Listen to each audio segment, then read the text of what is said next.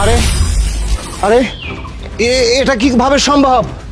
আমার হাত পা সব ঠিক। হ্যাঁ, বিষয়টা কি মেয়েটা আমার পাশ দিয়ে চলে গেল আর আমি হাঁটতে পারছি, আমি চলাফেরা করতে পারতেছি। নিশ্চয়ই ওই মেয়েটার মধ্যে কোনো না কোনো শক্তি আছে। তাছাড়া আমি সব কিছু মুহূর্তের মধ্যে ফেরত পেলাম কি করে? এই যে এই কেউ কি আছেন, আমারে কিছু সাহায্য করেন না। আরে এটা আমার সাথে কি হচ্ছে?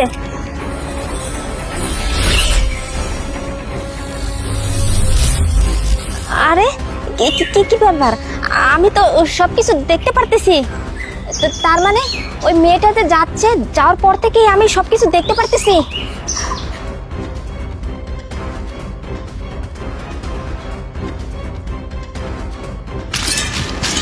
এই যে আপা দাঁড়ান। আরে আজব তো, কে আপনি? হঠাৎ করে কোথা থেকে এসে আমার বোনকে ডাকতেছেন? ভাই, আপনি বিশ্বাস করেন আপনার বোনের মধ্যে অলৌকিক ক্ষমতা আছে।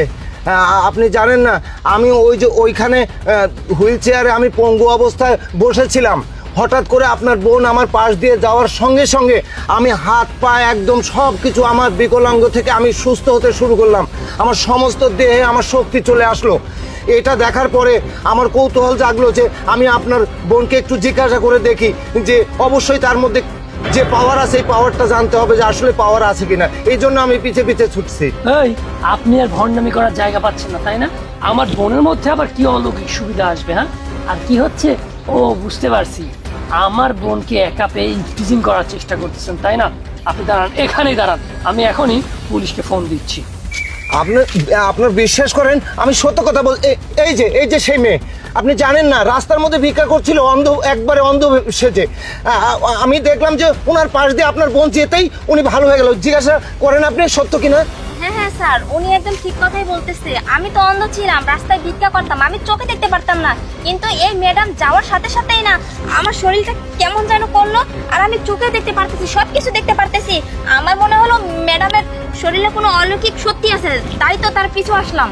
হ্যাঁ হ্যাঁ, এ ভাই, ওনারা সব কি বলতেছে? আমার মধ্যে অলৌকিক শক্তি? আমি তো কিছুই বুঝতে পারতেছি না। সব অলৌকিক শক্তি ওর ভিতরে নয়, অলৌকিক শক্তি হচ্ছে ওর হাতে এর বইয়ের ভিতরে। এই বইটা হচ্ছে একটা রাষ্ট্রীয় সম্পদ, এটা জাদুঘরে রাখা ছিল। আর